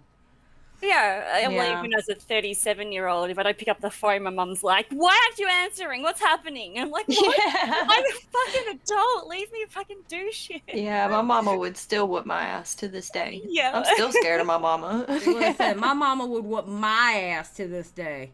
I mean, she'll say something to me, and I'm like, "Look here, old lady," and she was like, "I'm not too old to whoop your ass." I'm like, "Okay, fine." Exactly. Yes, yeah, Southern ma'am. mamas don't stop whooping. No. No, I mean, it wouldn't hurt like nothing like it did when I was younger, but the emotional pain It always hurt my heart more than anything. Yeah, exactly. My mama don't play though.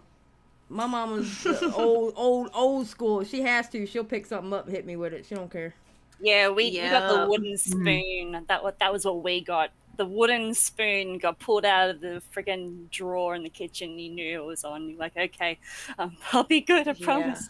Like that's the thing. Like when you get older and you've got younger siblings, you actually notice how much more lenient they are as it goes along. Oh, and you're just yeah. like, what the fuck? They're allowed to go anywhere they want without calling you? Are you kidding me? Exactly. I had to call in with it. Yeah, it was fucking.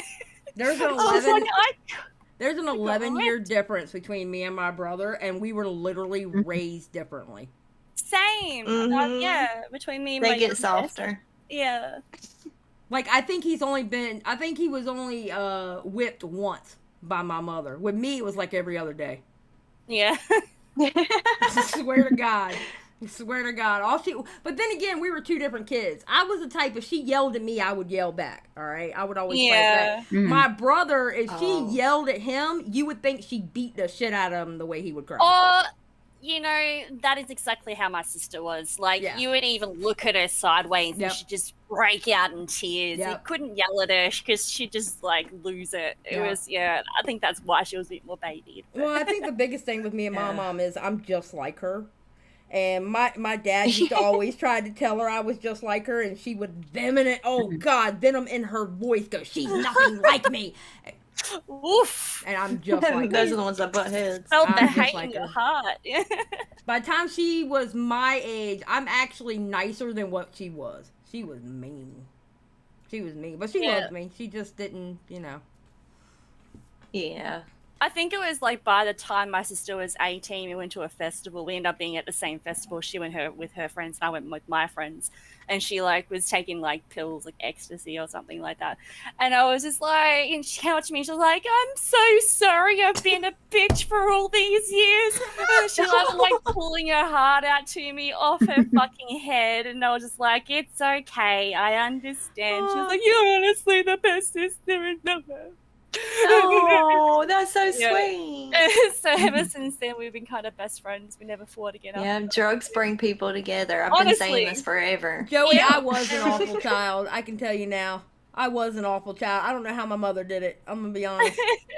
I'm gonna be very I was honest with you. I such don't a know how my good mother did kid. it. I surprised the shit out of people. I think people think that I was probably like a bad kid or something. I was like the best kid. I never did anything. It wasn't me being bad. Like, I didn't start fighting with her until I was a teenager, like 15, 16 years old, Yeah. right? Where I was a bad kid, it was because of my ADHD and I was bouncing off walls and just couldn't pay attention and was hyper as shit. Yeah. I don't know how my mother wasn't exhausted with me. Honestly. Yeah. I mean, me being like the baby of the family, I think like I was pretty fine, but I was definitely very quiet. So I didn't get into anything. Shadow Humor Mystic, Kinda how the we've baby of already our explained family it several times. Shadow Humor Mystic has a very long and strenuous work schedule, and pretty much only Mondays she can be here for right now. Yeah, the rest of the time she's locked in the basement drinking milk. So Yes. just keep that in mind, all right? So get over it. yeah, She's in the basement.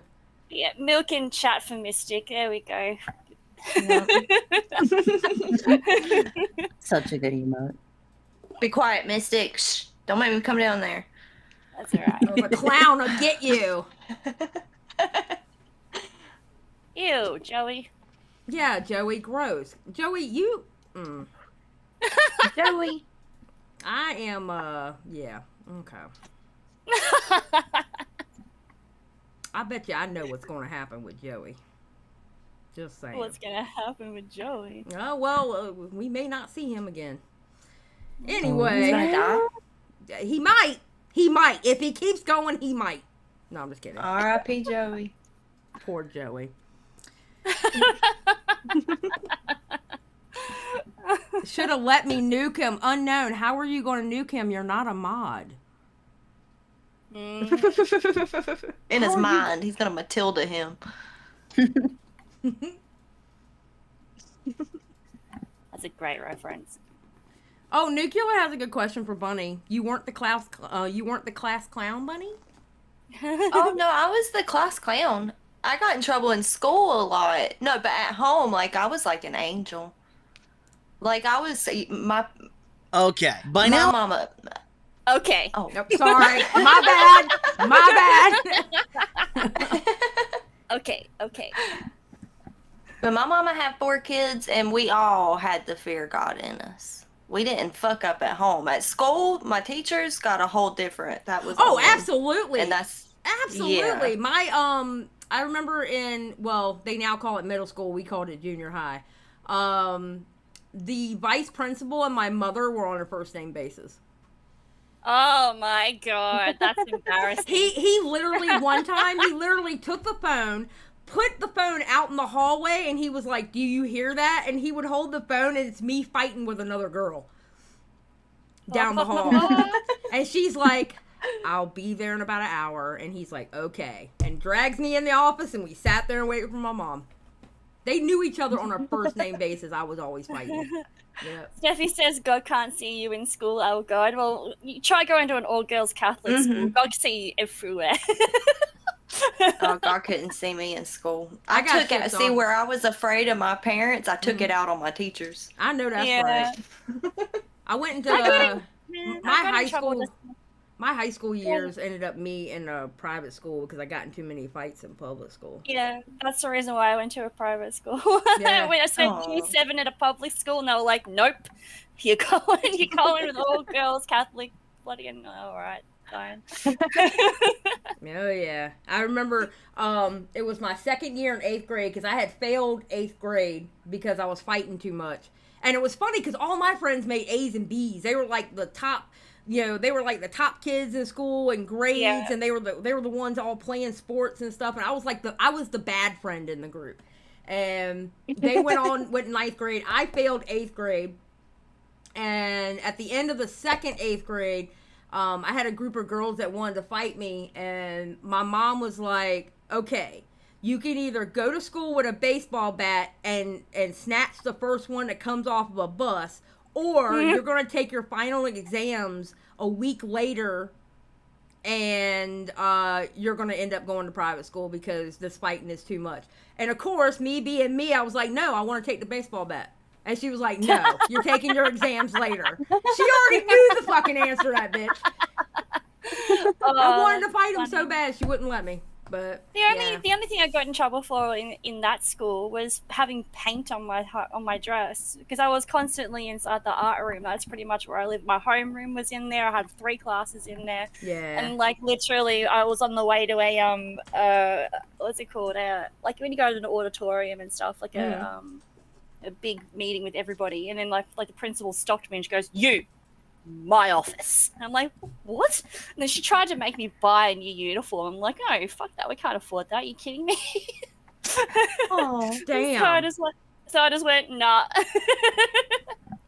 Then yeah, she tried to make me put on someone else's uniform. I'm like, I'm not touching that. That's gross. I'm gonna be honest. I mean, listen, like at the time when I was younger, I never understood why my mom was so mean with me. And now as an adult, I look back at the shit that I did and go, no wonder she was such a bitch with me. I don't know how I don't know how she dealt with me. I really don't. I really do not because there's no way I could have done it. There's no way I could have dealt with a child like me. Oh, hell no. Yeah, you start understanding a lot more the older you get. You're like, yeah, I would have whooped my ass too. Hell yeah. I don't know how my mama did it. I really don't. Did you guys just sneak out as well? Like a lot when you were a kid? Like did we what? You sneak out a lot when you're a kid and you like go drink with your friends and stuff like that? Did you I snuck out to see a boy, and at the time, one of our little chihuahuas used to sleep with me in the bed, so I took the chihuahua with me. It's hilarious. I wouldn't bark. I had the chihuahua. It was a teacup chihuahua. Her name was Precious, and I had her in my pocketbook when I snuck out the house because I knew she would bark. You were the life of the party, bringing a puppy to it. That would have been funny. That's so cute. I would remember go to my friends that her parents would let us do whatever we wanted, so that was my out. I didn't have to sneak out. I just went to my best friend's house. No, I snuck out. I would call up a taxi to meet me 2 houses down, like at about 12 o'clock at night when everyone's in bed. And then I'd get back at like 4 or 5 in the morning, and then like have 2 hours sleep or whatever, and then get up for school. One night I got a bit drunk and a bit brave, and after like having a lot of drinks with friends or whatever, I came back. The taxi dropped me off right outside the front of the house.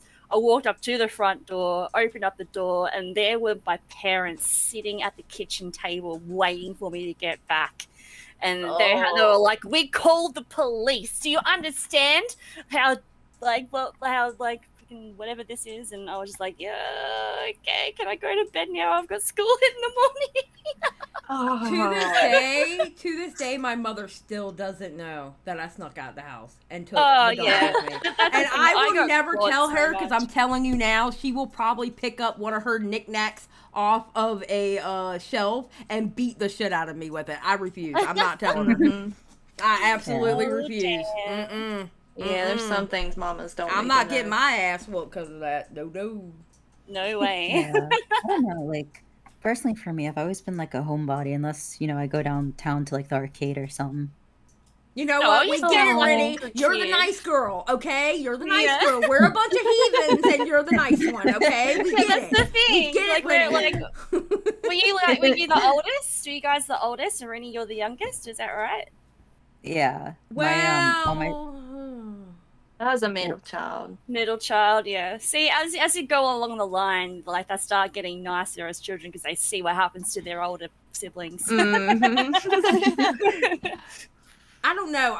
It's kind of weird for me because of other relationships from dad. I was the third one born in 1975. Right. Okay. Yeah. It's really weird. Really weird, but yeah.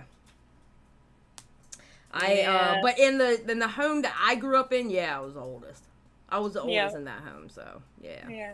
We copped the brunt of everything, I think. Fuck yeah, I did. Jesus Christ. Oh my God, I just remember I threw a house party when I was like 17 when they went away on a weekend. And I was like, no, I've got homework to do. And like they came back a day early and there was bottles everywhere. There was people sleeping Oh up my in bed. God. Like I was just like, I thought I had an extra day to clean up. There was like rings of Sambuca on like the marble table. Like they just stained there and it couldn't go away. That's one thing Oh my I gosh. never did. I never threw any kind of party at my house because I was scared to death because my neighbors were snitches.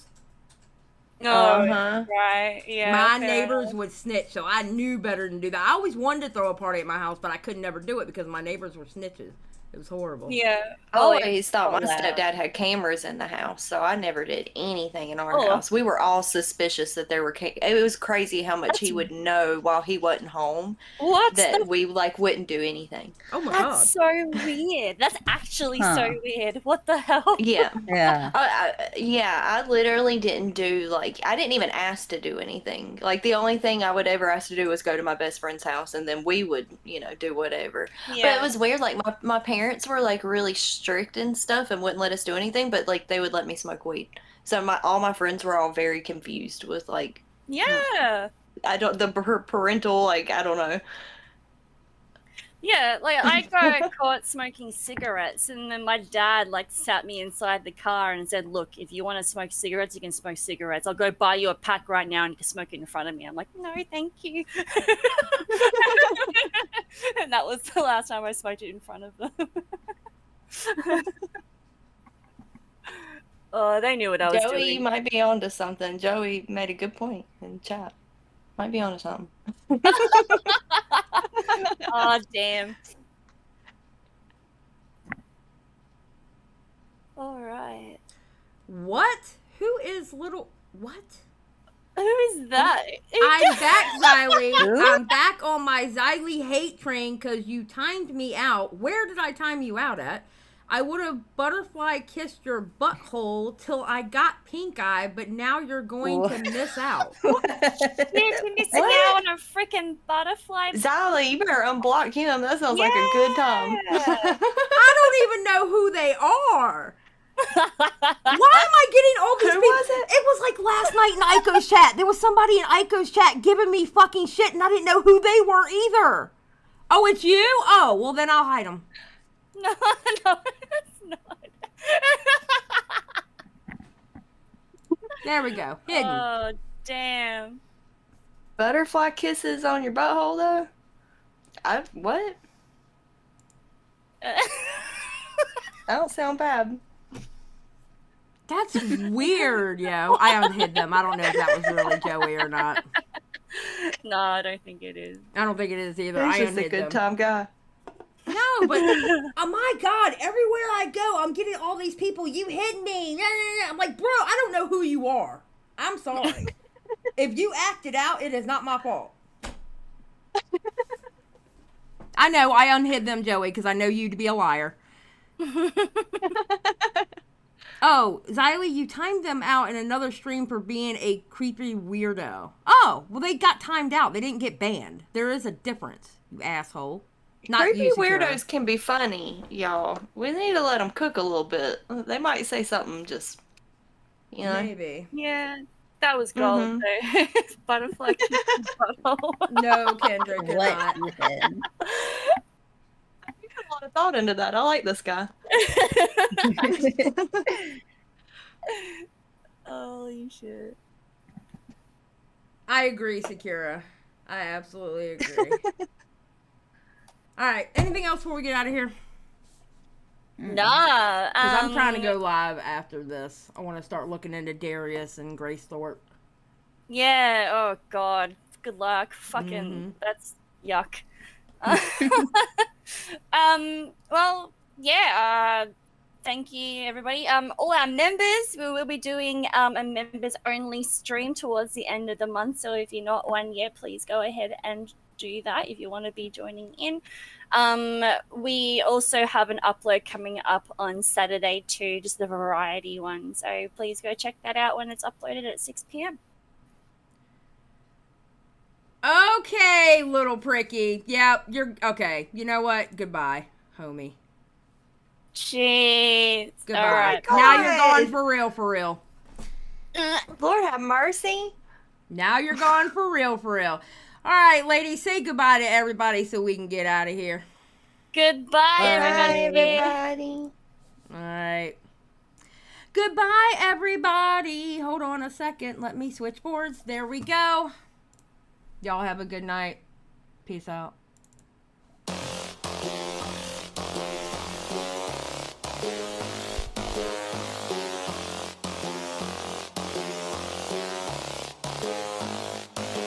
Watch me. I'ma get it how I wanna get it, you don't get it. I can do anything, I don't got a limit. I'ma make my mind up, I'm committed. It might take some time, might take a minute. I won't give up, I don't give in a shit. I do what I want when I wanna do it. Call it a power or call it a gift. I call it persistence or driving some wit. I ain't no minute man. Good things take time when I'm in it, man. Give me some time and I'm with a fam. Now I'm gone too far from the beginning, man. I can teach you, but you gotta listen. I got lessons on lessons to give them. Think the masters are open and wishing and thinking and driven and cutting the ribbons.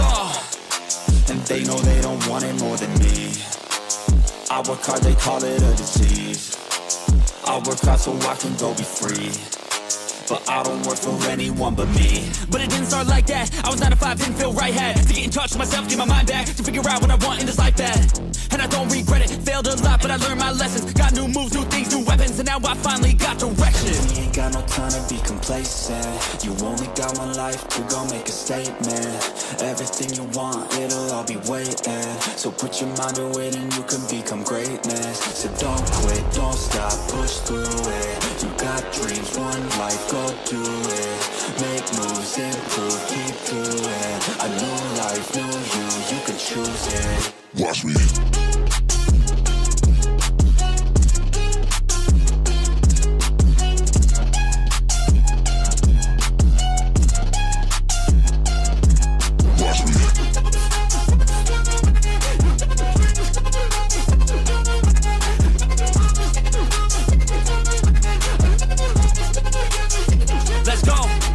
Gotta really wanna catch hands, no face off. Everybody know I got plans to take off. Everybody know I got bands, no J's on. I'ma do life like me, no days off. I don't really care what you think about me. Hate for the minds up like a disease. Filling me with fight, some life energy. Knowing that I'm doing something right. If you hating, I just try to keep my mind real vacant. I took all my time in the basement. I spent half my life impatient. It was worth all the time and patience. Get it? The way I said it. Never mind, I don't have time, forget it. You can read all my rhymes on Reddit. They need a feed and damn it, I fed it. I got my eyes on the prize. I tell truth, on no lies. I don't take, I give and guide. I don't break, I live and fight. On the chase, I got the sight. Vision goals, I set them right. Working through the lonely nights. Worth it on the other side. If you try to make it fast, it won't last. Take a stab, make it bad. Face the fast, but still lag. Don't give up, don't look back. You got this, no stopping, no quitting, no stalling, no options. You're running, follow your dreams and find your calling. We ain't got no time to be complacent. You only got one life to go make a statement. Everything you want, it'll all be waiting. So put your mind to it and you can become greatness. So don't quit, don't stop, push through it. You got dreams, one life, go do it. Make moves, improve, keep doing. A new life, new you can choose it. Watch me.